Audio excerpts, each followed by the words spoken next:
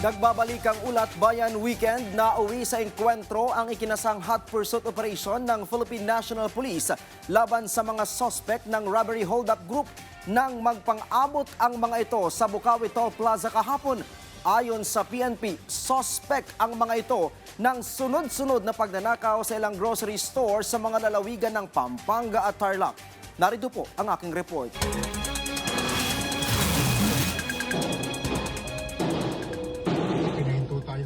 Napatigil ang mga sasakyan sa southbound lane ng Bukawi Toll Plaza ng North Luzon Expressway o NLEX sa bahagi ng Bulacan.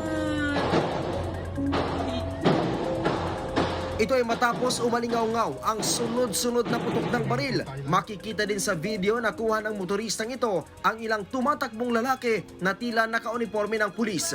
Bit-bit ng mga ito ang mahahabang armas. Maya-maya pa, makikita ang mga ito na tila may inaaresto. Ayon kay PRO3 Regional Director, Police Brigadier General Jess Mendez, nagkaroon ng engkwentro sa pagitan ng PNP at ng mga hinihinalang suspect ng sunod-sunod na pagnanakaw sa ilang mini grocery sa Pampanga at Tarlac.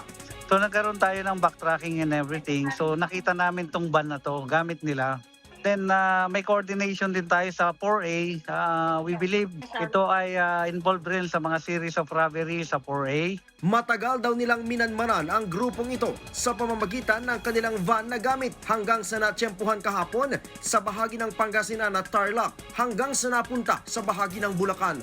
So nagpapatao na kami sa mga toll plaza, sa mga exits. Then nung nag-approach sila doon sa barrier, nung Bukawi Toll Plaza, nung lalapitan na ng mga SWAT natin, pinutukan na sila. So nagkaroon na ng firefight. Lalapitan na daw sana ng mga operatibang van nang bigla silang pinaputukan ng mga suspect. Dito na gumanti ng putok ang PNP. Binaril yung tao natin eh. Binaril yung mga pulis natin. Ang ano lang kasi doon is i-approach sila, karangin, pinarilan yung mga tao natin, so nagkaroon na ng putukan. 3 ang napaulat na nasugatan sa insidente na dinala sa pinakamalapit na pagamutan. Ryan Lisiges, para sa Bayan.